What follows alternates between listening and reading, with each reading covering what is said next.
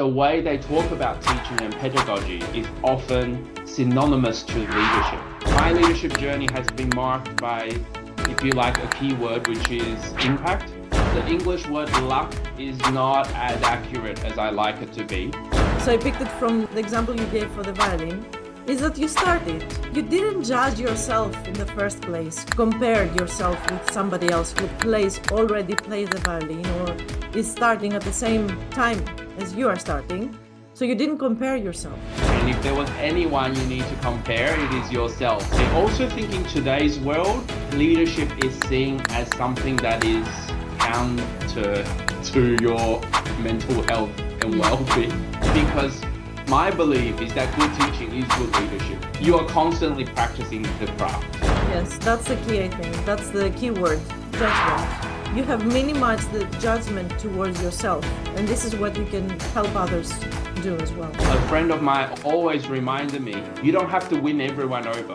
You just need a couple of people who will think, oh, that's an interesting idea. Actually, that's quite right. I'll find out more. And gradually, you create a critical mass. I have my friend Stanley Wang back again because the conversation with Stan never ends. I'm always curious to learn more about him and his journey, which is amazing. And it's so inspiring to hear your journey and learn from it, learn from your setbacks and your adventures. And it's a learning journey for me as well, learning through you. So welcome again, Stan. Thank you. And tell us where you moving on right now in your professional journey, and how it all got started with the leadership journey. Yeah. So right now I am a deputy principal at Haileybury College, which is Australia's largest school. And I guess my journey in education has always had a theme of leadership, whether or not there was a title given me or not. And I think it has a lot to do with the way I was trained. So when I decided I want to become a teacher, I joined a program called Teach for Australia. And at the time, I didn't know that Teach for Australia was actually part of a global network called Teach for All. So actually the philosophy behind our training as teachers was actually shared with many countries around the world. The program, the Teach For program, started in America. So there was Teach for America, then there was Teach First, which is from United Kingdom, and then many more countries started to introduce the program. And something very special about the way Teach For looks at teacher training is it's always packaged as a leadership development program as opposed to teacher training program. And the reason behind this is Teach For as an organization, or Teach For All as a global network, has a mission of, wanting to eradicate educational inequity. And so what it does is it trains teachers to go to the most disadvantaged schools, not only work there, but to understand what are all the systemic causes of educational inequity. And through the 2 years of leadership training, eventually have alumni who are aware of this issue, who are passionate about education, to form a network of people to tackle this systemic problem. Now, because it's systemic, you need a multi-pronged solution, right? You can't have everyone doing exactly the same thing, because that will not solve the problem. So that's philosophy and vision. Now, because of that, during the 2 years, of course, they have to give you the basics for becoming a good teacher. But actually, the way they talk about teaching and pedagogy is often synonymous to leadership. So for example, if you have a great lesson in mind, you usually know what the goal of the lesson is. Mm-hmm. You know what you hope your students will achieve, and you plan backwards. If I want my students to be there, what do I have to do in the process? But also acknowledging the fact that it's not a full science. It's an art as well, right? You're dealing with young people, and you're dealing with people who during the learning will think about different things because it relates to different prior knowledge they have, or their different interests, their different passions, or even different upbringing. Sometimes it might be difficult home life that's affecting their ability to participate in the way you want them to. So as much as you can plan backwards, you also need to be very aware as a leader of that classroom, how each of your student is responding, how will you motivate them, etc. So I think for me, from day one, I understood teaching almost in a generic way. Mm-hmm. It's the art of how you interact with people and lead them along a journey, as opposed to a profession where you have specialist skills. Now, when I often say this, it's a difficult one for some teachers to appreciate because they think it sounds like teachers don't have specialist skills. And that's certainly not the case, especially when it comes to subject knowledge, their pedagogical content knowledge, like how do you teach math? How do you teach languages? There's a lot of science behind that. But the ultimate human relationship and how do you bring people on a journey to achieve something they currently can't achieve, I think that's the core art to teaching. And that part is highly, highly overlapped with the way we talk about leadership generally. Mm-hmm. So I guess with this mindset, I never felt like my teacher training restricted me to only be a teacher. In fact, teaching as a specialist skill was almost secondary to the leadership training. So even though I was very inexperienced as a teacher when I first started, my school gave me the opportunity to be a year level coordinator. I was the only Chinese language teacher, so I wanted to run things like culture days for the students, and that required me to coordinate, the whole school, which staff member is going to take what activities, what is the goal of the activities, how many volunteers, where are the children going to go. Some of those coordination skills and communication skills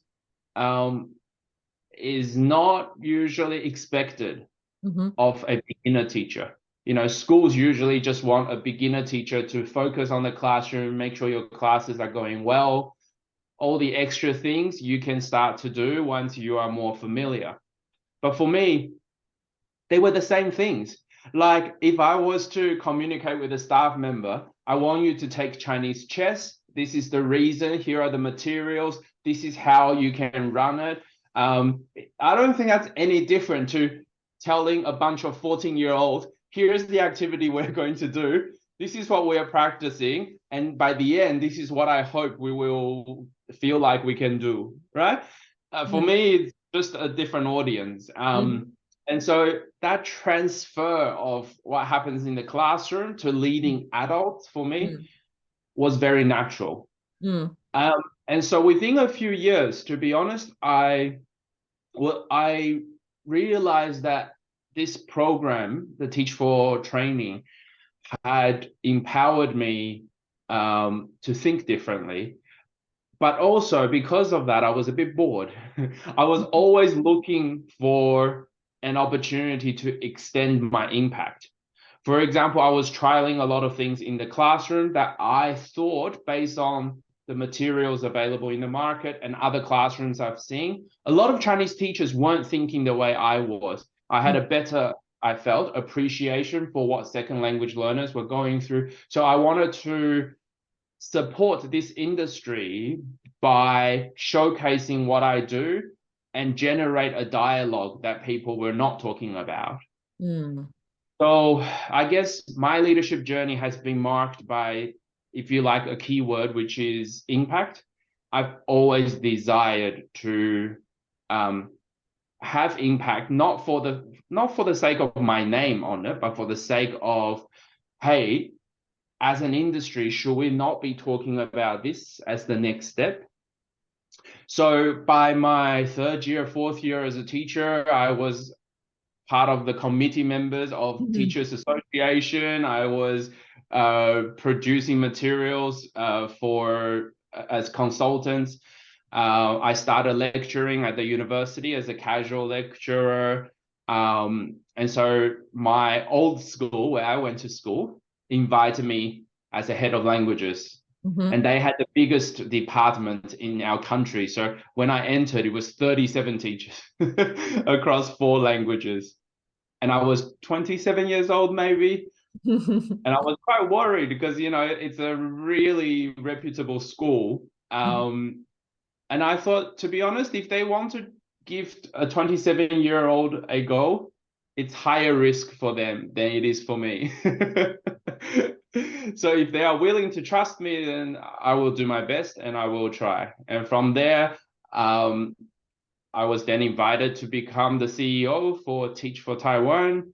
And then when I decided to move back to Australia, I became a school principal. And it was the only job I applied for. And I was very lucky to have been able to do that. And then now I have changed again. Now it's been 3 years, 3 years, 3 years, 3 years. Now, I don't know if that's a good thing, because every time at the end of a 3-year cycle, I usually feel like there's a great sense of achievement, but I'm a bit bored again. And that's usually the motivator for wanting change. Maybe that's a millennial thing, Generation Y or something. People can't stay in a job for too long. Yeah, but do you always feel that there is something more for you? It's out there. Absolutely. Yes. I have a weird economic model in my head now, because I did economics at university. Have you heard of the concept marginal gains? No, tell me about it. Okay, so it means, for example, if you're really hungry and you have, say, the first souvlaki, it's going to give you 100 units of, satisfaction. But then if you have a second one, you're not going to get 100 anymore. You're only going to get maybe 80, right? So the marginal gain is only 80. And if I keep making you eat, it's going to get smaller and smaller and smaller and smaller. Maybe if I make you eat the 20th souvlaki, it's going to be negative. It's not a marginal gain anymore, right? No gain at all. So sometimes I look at my career a bit like that. If I stayed in this position and I signed one more contract, whether that is 1 year, 2 years, or 3 years, will I learn as much as my first 3 years? Will I have the same impact as I had in the first 3 years? And the answer is always going to be, I think, maybe the same or maybe no, but I guess is how little does it become? And have I actually learned something which has inspired new ideas and thoughts? And often that becomes more attractive than repeating what I do. I think that's probably one way that I have been interpreting my career. But the second thing is, I know my personality. So for example, I have grown up learning the violin and piano. I was very invested. I loved my music.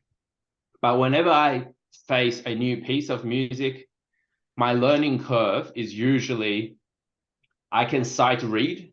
So that means you don't know the piece, you just try and play straight away. When I sight read, I can usually get 80, 85% right and do it quite well. Mm-hmm.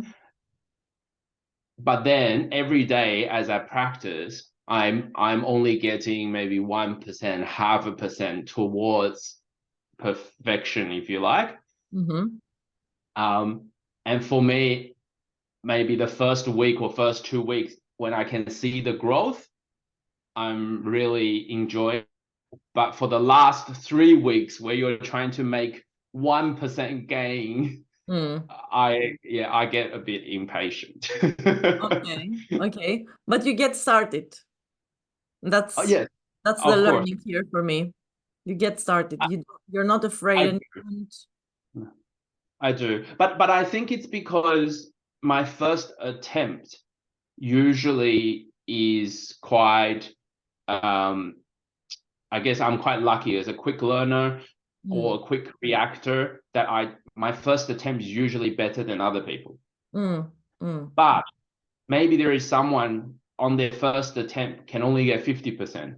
mm, But then they work really hard and practice like I do, but mm. they enjoy that process a lot more because every time they practice, they are gaining another 10%, another 8%, 5%. Whereas for me, the practice journey always seems quite torturous because I am putting in hours and hours and hours of work only to see very Yeah. marginal gains, you know. Two things here. First, you mentioned for the second time luck. Do you think luck? Do you think you're lucky you got this position in leadership? Do you think you're lucky you are getting these results when you try something new? um, I think there is always a component of luck. Mm. Um, Perhaps the English word luck is not as accurate as I like it to be. Oh. So we have a word which in Chinese and in Japanese and Korean, it all comes from an old Chinese word called yuan. And yuan means like luck or fate. Mm-hmm. And so, for example, currently the school I am working at, Haileybury, is my own high school when I was a student. It was also where I was the head of languages, right? And then I've gone abroad and done other things. And now 6 years later, I've come back to this same school. Now, I would say that maybe scientifically, the reason this opportunity has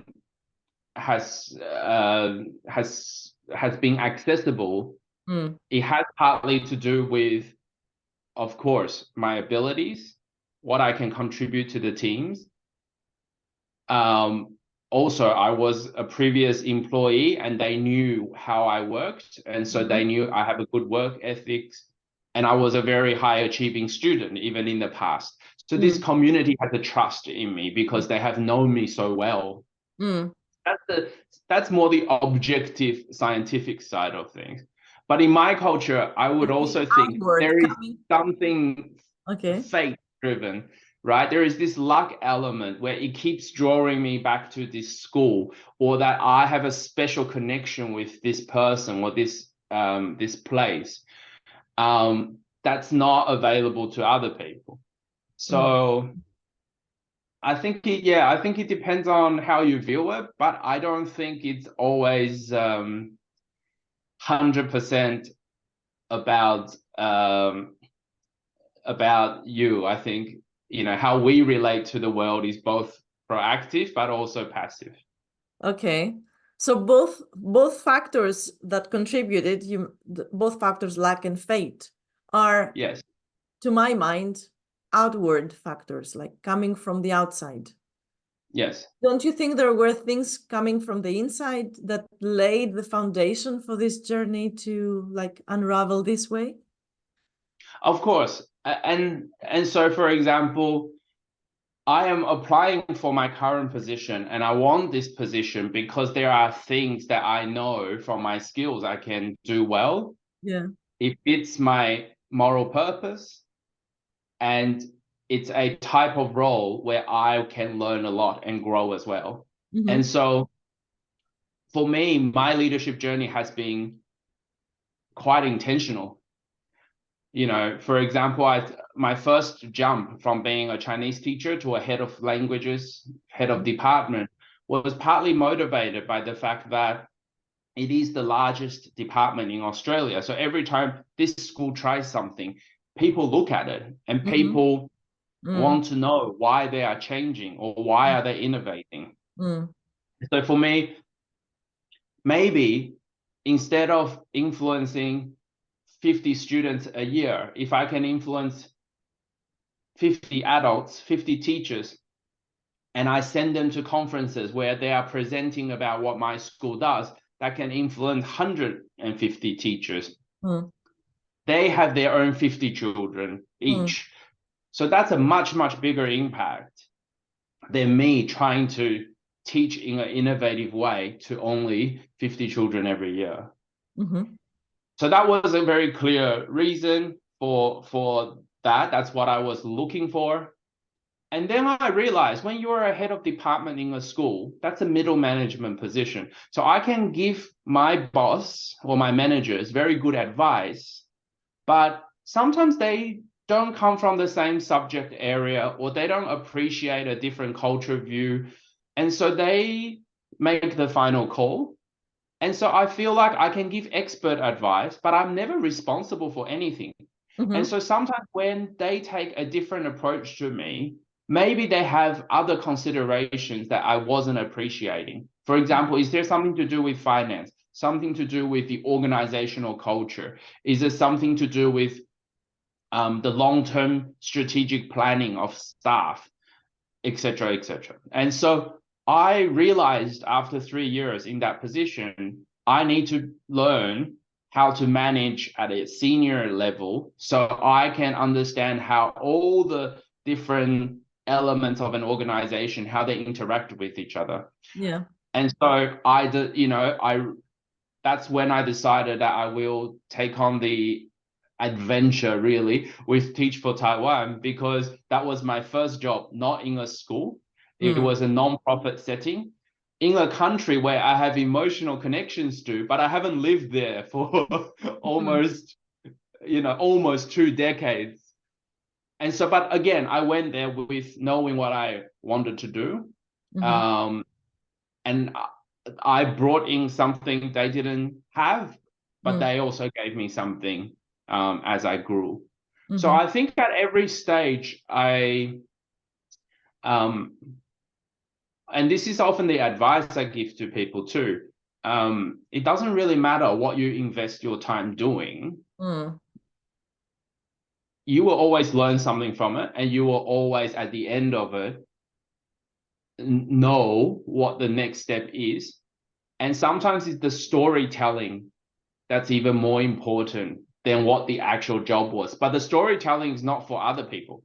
Sure, in an interview situation, maybe you need it, but the storytelling is for yourself. Like, how will you make sense of this chapter of your work? At least for me, it's really important, because if I don't have a clear storyline for why I'm here, I find that when I move from meetings to meetings, or when I have to wake up particularly early for something or do an extra day, it's a bit disorientating. Yeah. The second gem I picked from what you said, and I think it's a pattern that you're following in everything that you're learning for the first time. So I picked it from the example you gave for the violin, is that you started, right? And Yes. that you didn't judge yourself in the first place, compared yourself with somebody else who already plays the violin or is starting at the same time as you are starting. So you didn't compare yourself. And this is a powerful learning for everybody, young and old. And so that's what I picked. You didn't judge yourself. What is my goal when I pick the violin and do something? You just played, right? Yes. how does this resonate with you now? How powerful is that as a skill for somebody who wants to start something, who wants to venture in a new position or a new Yeah.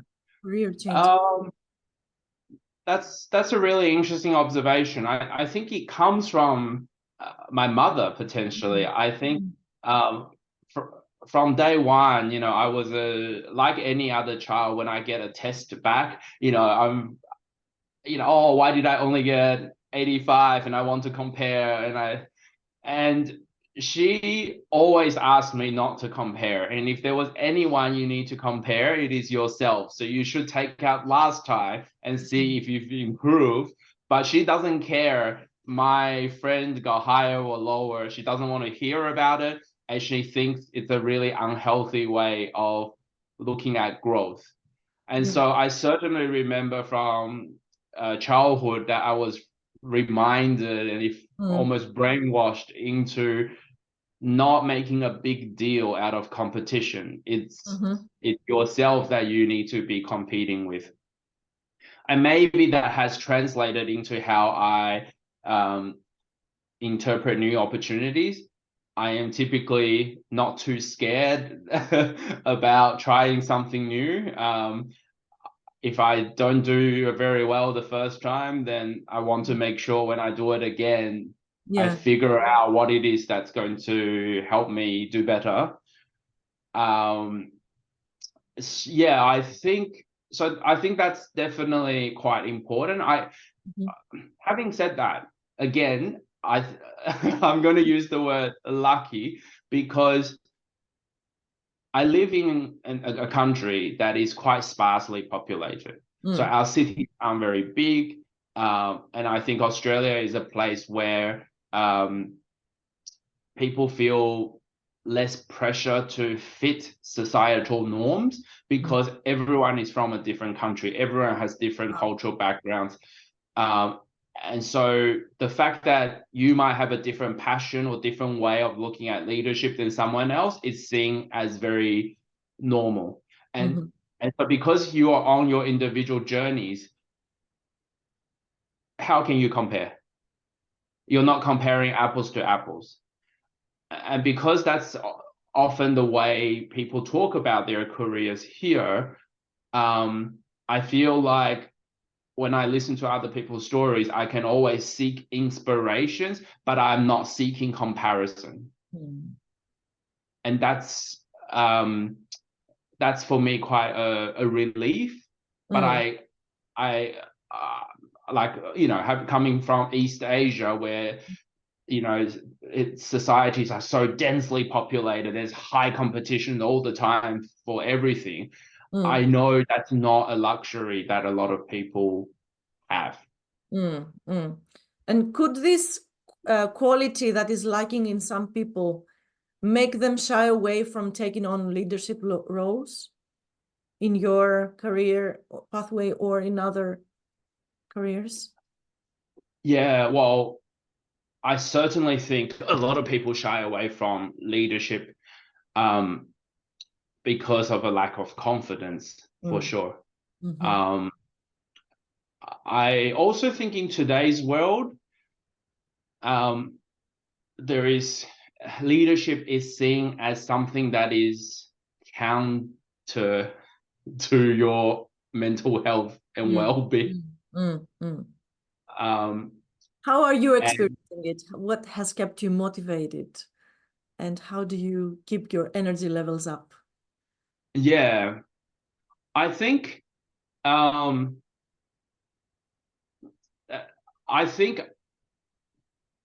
even though I have worked in education and non-profit, now these two areas often they are often seen as very charitable, if you like. Okay, it's about people with great passion and love for a better future, tend to be optimistic people, positive people that have so much to give.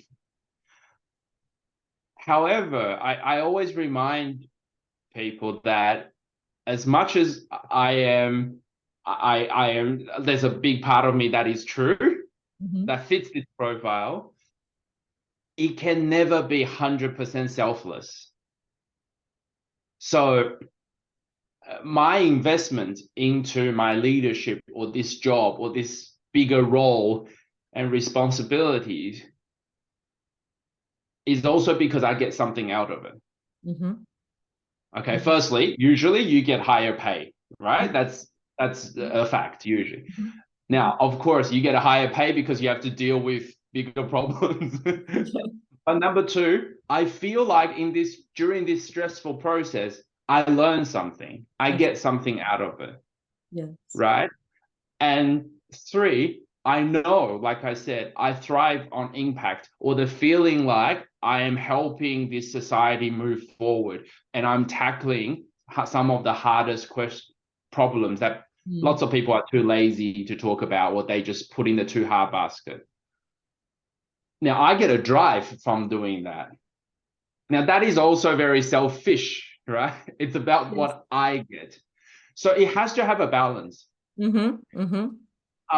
Especially in teaching and nonprofit, I think it's not a sustainable career, especially in leadership, if you can't see how your sacrifices are being compensated properly. Now, there are great examples in the world of people who obviously have made huge sacrifices to their lives. And, you know, we hear about the Nelson Mandela and the Mother Teresa kind of stories, but most people are not Nelson Mandelas and Mother Teresas. Most people are everyday people who have a family as well. They have a lot of pragmatics they need to manage. And so I think a healthy way of looking at this is to be very conscious of what are you giving, but also what are you getting.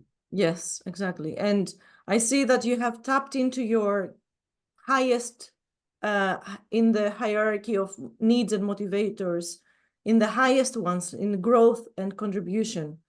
And usually these two can never fail you. If you're looking how to grow from within, it might sound selfish, but how can I have a bigger impact out there if I don't empower myself, right? empower And myself grow. to grow? Yeah, exactly. How can I inspire others to grow? How can I be this role model for them? Yeah. And it's usually when people tap into significance, rely on how to grow my significance, this is where it fails them.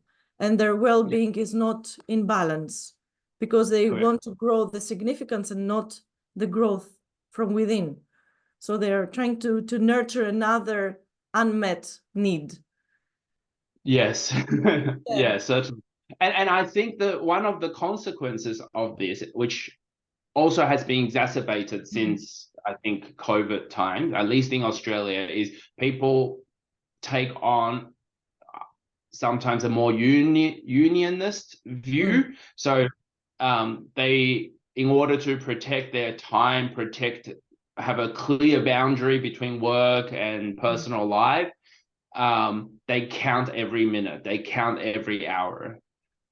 And of course, I think it's important that, you know, as an employee, you look after your rights and have the balance in the way I've just talked about as well. You know, I need to give so much because I also take so much back. But when you are spending so much energy doing the counting and the administration, I think you shift your focus in a way that's actually not conducive to your own personal growth. And that's probably been the number two reasons for why people are not so keen on leadership at the moment, because they see maybe the additional time, the additional stress as not equating to whether it's the money or whatever. But I think sometimes they forget the more non-materialistic things that you also get from that experience. And we see that great leaders are also people, if you go back, retrace their steps, you see there are people who were in the classroom, great teachers. And then they're inspired, or their bosses try to promote them into another role, and they're taken out of the classrooms. Yes. How has this influenced you, your love for teaching, and Yeah. it happening in your area? Yeah. I yeah, I think in education, that is a reality, right? Mm, Often it is the strongest teachers that are identified as potential leaders, and they move up. But because they move up, they're taken out of the classroom. mm. But I don't think that's a real problem. Okay. Okay. Because if we equate good teaching to good leadership, Mm-hmm.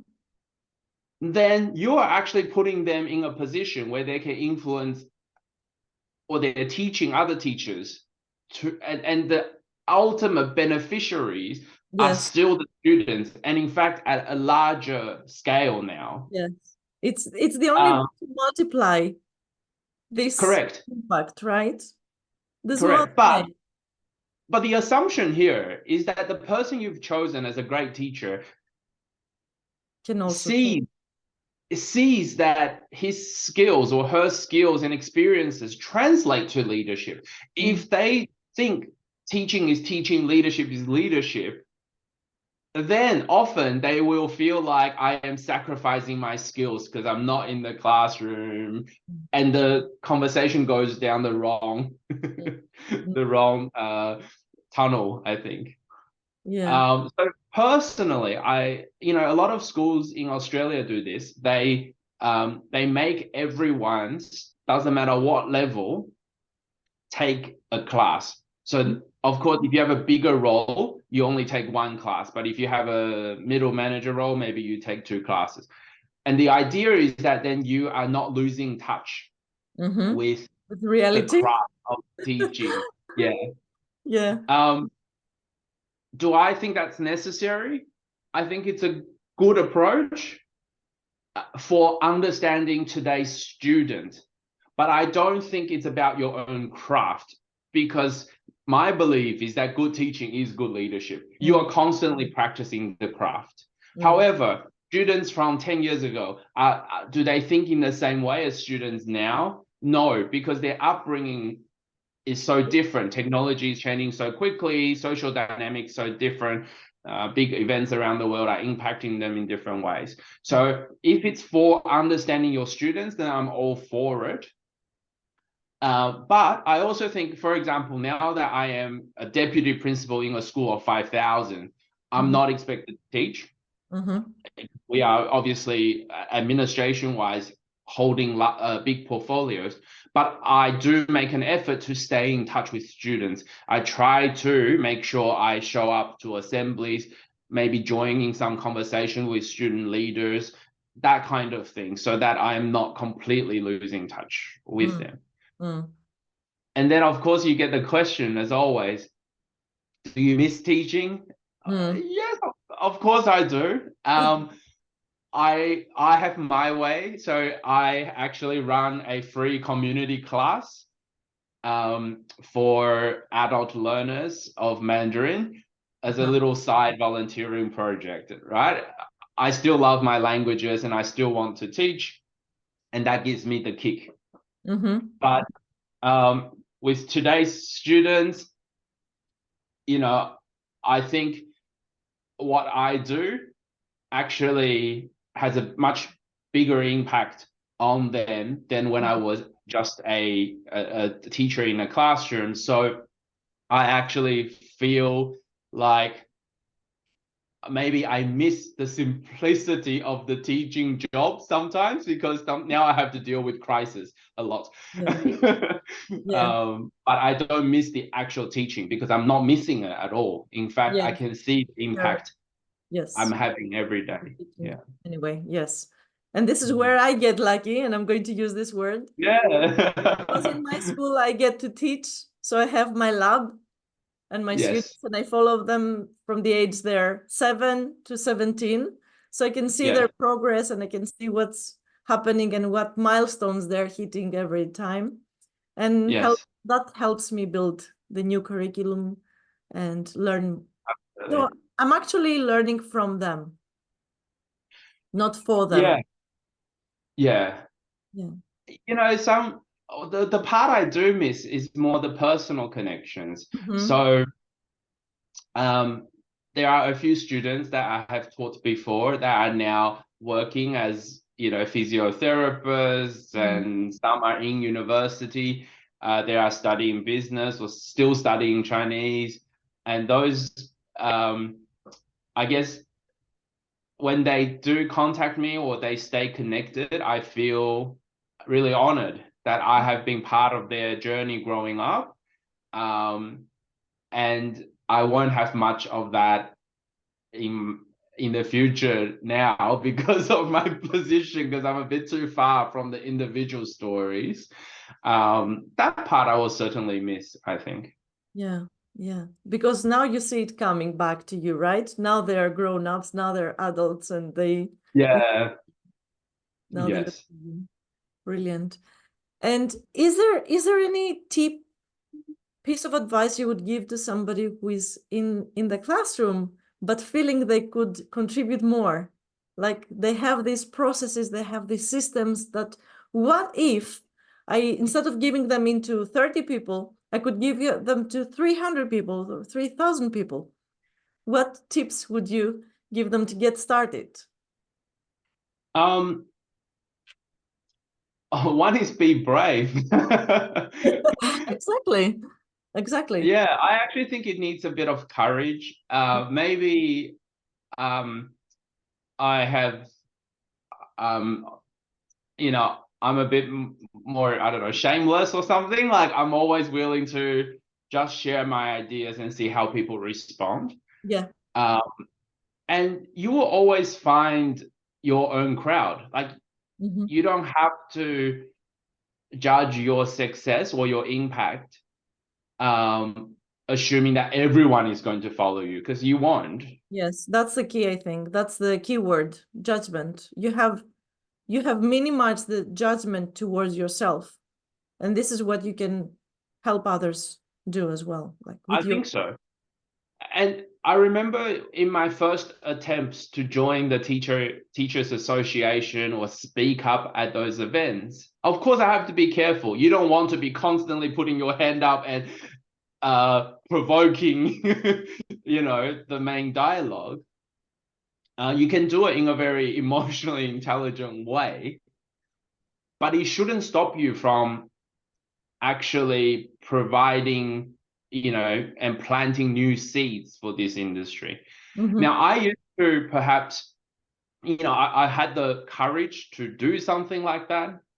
And a friend of mine always reminded me, you don't have to win everyone over. You just need a couple of people who will think, oh, that's an interesting idea. Actually, that's Yeah. quite right. I'll Yeah. find out more. And gradually you create a critical mass. And often the critical mass is not that big. It Yeah. might be 10% of the people, 15% of the people. But when you have 10 and 15% of the people trying something very different and getting some fantastic results and attention, that's enough. You Mm-hmm. know, the impact will roll on. Mm-hmm. Having said that, I used to take, I think, responsibility for trying to get the critical mass so much that I, again, judge my own successes or not based on, I guess, my feeling of, have people believed in what I said or tried it, and that kind of thing. Now, I realize that works when I'm trying to solve smaller problems. Mm. But now that I'm in leadership and I've done a lot of leadership positions, sometimes for example, bilingual education, something I'm very passionate about, but out of 1,600 schools in my state, the government schools in my state, there are only 10 of us.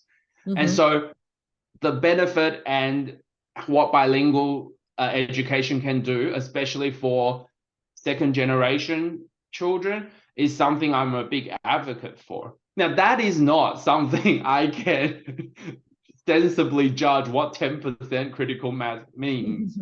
And so at that system level, I think now I'm more comfortable with generating a dialogue, planting a seed, and not worrying about the impact, because someone needs to start the dialogue. And if it's a dialogue, then there is more than one person talking. So as long as I can start this conversation and I'm getting some feedback, then I can always push this more in a different direction, different people, but continue the dialogue in a way that it stays on the agenda. And perhaps this is where I think I used to see, and I'm learning day by day too, as I am getting higher in in my positions and I'm handling bigger things, I have to learn more and more to get things done through others.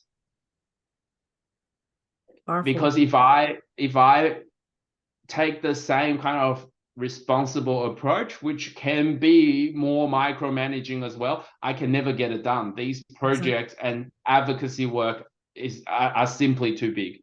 Yeah. So that's something I'm learning as well as I go. So that's probably my tip, and which you've already pointed out from the very start of this podcast, is to actually just have the courage to start, isn't it? Start. Yes.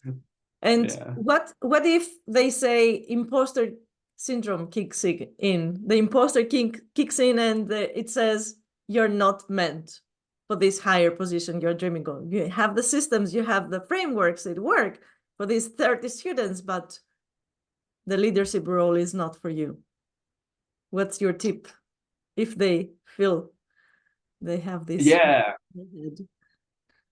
I think, look, we'd love to think that every position is given to someone based on merit, right? And on paper, it will always be like that. However, finding the right position, working with the right people, and feeling like you can belong and contribute to a team culture is just as important for you and for the person selecting. And so, you know, I think that's where, in my culture, we will put it to this idea of fate or yuan. It's not that you don't have the skills to do it, but maybe this particular position at this time in this school is not within your fate. You know, so, and the other thing I often say to people when they, for example, have not been given the opportunity or they were unsuccessful in applying for a leadership position, is that from the school's perspective, they need to find the most suitable candidate. That doesn't mean your CV was bad or you don't have the skills, but usually more than one person applies.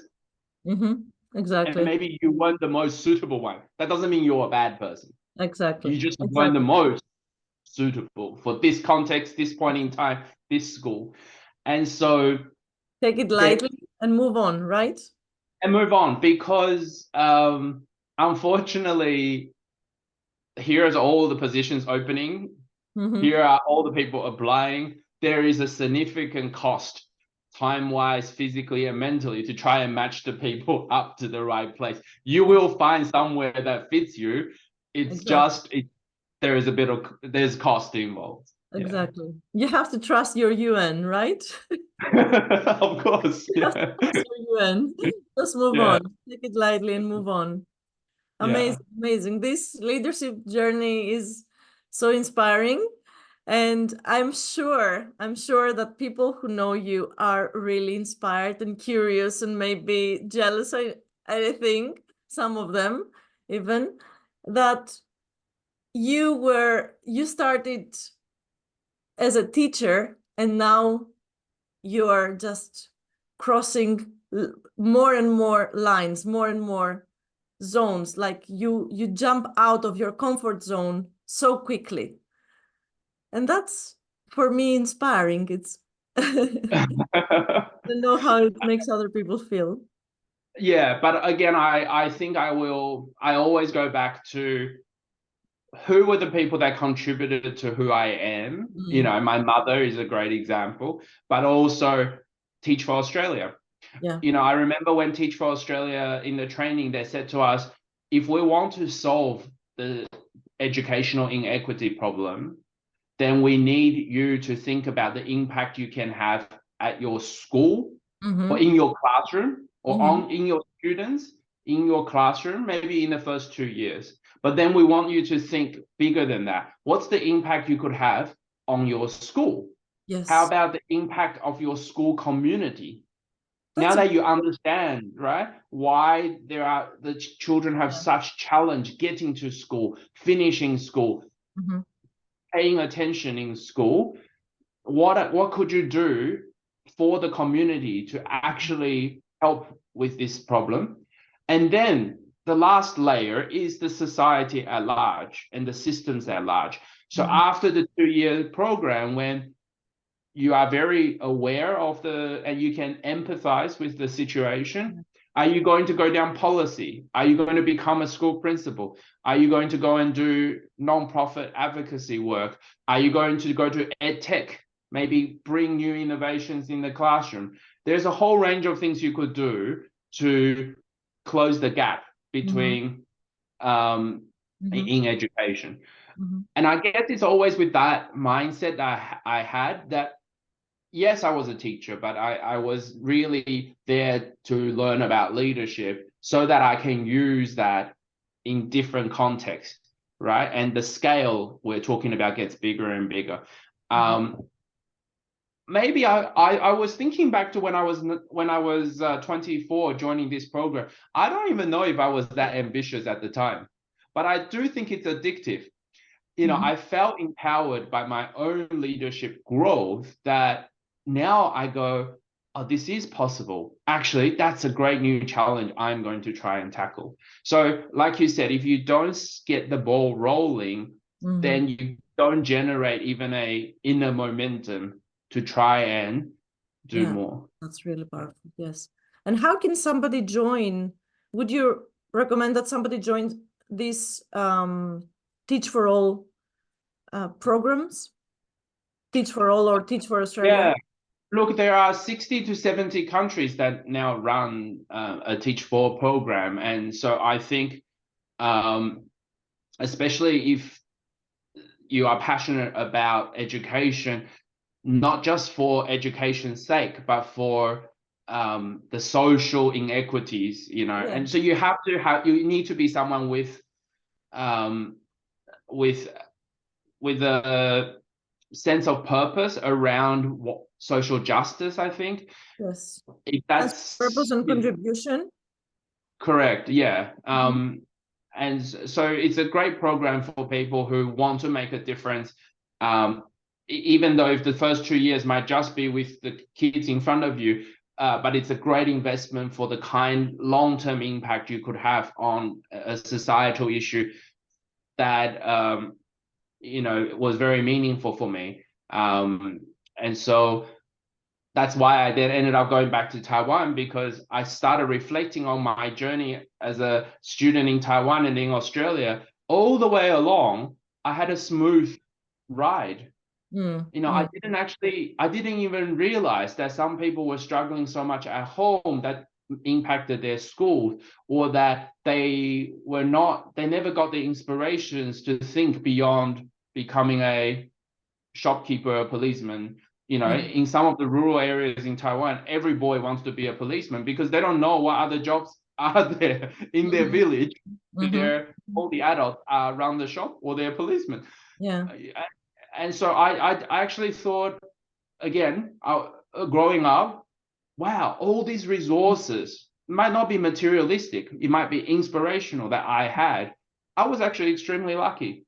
Mhm, But this luck is not shared well in our society to everyone. So what mhm, can I do in mhm, this project? mhm. Yeah. Now, of course, I don't know if Greece has one, for example, but certainly a lot of the frameworks for how teaching is viewed in the Teach For system is available on their website as well. Amazing. And I love that we are wrapping up this podcast with this direction for teachers and this beautiful way to express themselves, to learn more, to give more. Amazing. Thank you so much, Stanley, for being again in my podcast. Thank No you. problem. Yeah, lovely to chat as always. We always end the podcast and I have more questions. So brace yourselves for more. No worries. Maybe episode 3 one day.